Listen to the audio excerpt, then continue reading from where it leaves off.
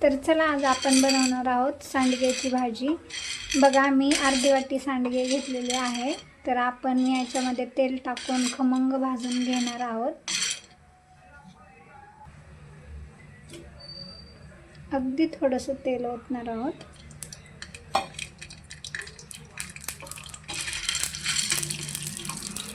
चला तर मग तेलामध्ये खमंग सांडगे भाजलेले आहेत। तर आपण याचा मसाला पाहून घेऊया।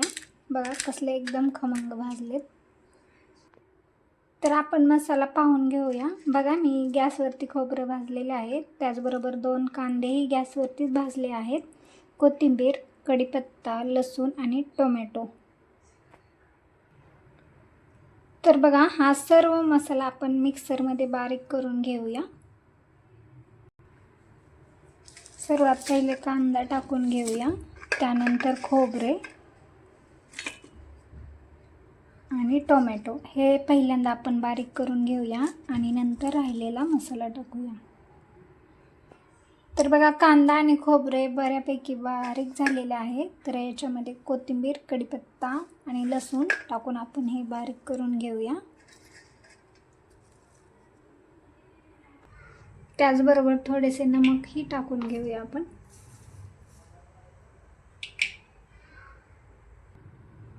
तर बघा आपला मसाला बारीक झालेला आहे।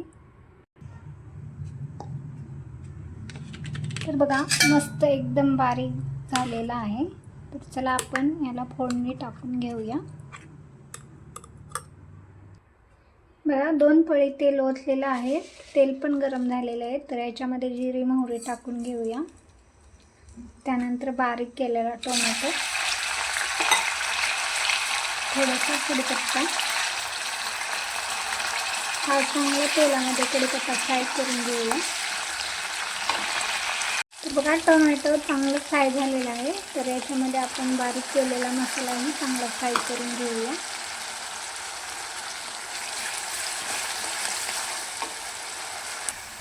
तर बघा मसाला चांगला फ्राय झालेला आहे आणि तेलही याने सोडलं आहे। तर याच्यामध्ये आपण हळद, चटणी आणि थोडंसं नमक टाकून घेऊया।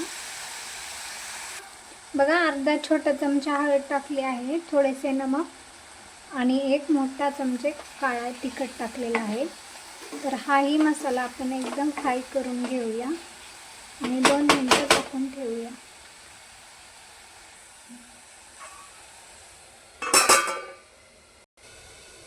तर बघा 2 मिनिटं झालेली आहेत, मसाला आपला चांगला फ्राय झालेला आहे।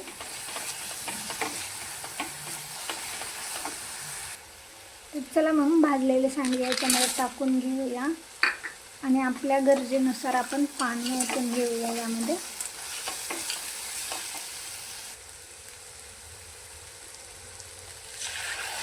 बघा आपल्या गरजेनुसार पाणी ओतलेलं आहे। आता याला 10 मिनिटं एकदम बारीक गॅसवरती आपण शिजवून घेणार आहोत। हवं तर आपण झाकणही ठेवू शकतो। तर बघा भाजीला छान उकळी आलेली आहे। तुम्हाला पाहिजे असेल तर एवढाही रस्सा ठेवू शकता किंवा थोडासा आणखी आटवू शकता। आपण आणखी याला 10 मिनिटं ठेवणार आहोत बारीक गॅसवरती, कारण रस्सा बनवणार नाही आहे आपण। तर बघा भाजीचा तर खूप छान वास येतोय, अगदी सणाची आमटीचा जसा येतो ना तसा येतोय। तुम्ही ही एकदा रेसिपी नक्की ट्राय करा, खूप छान होते। तर बघा फायनली आपली सांडग्याची भाजी तयार आहे। आवडली असेल तर नक्कीच चॅनलला लाईक, शेअर, सबस्क्राईब करायला विसरू नका। थँक्यू।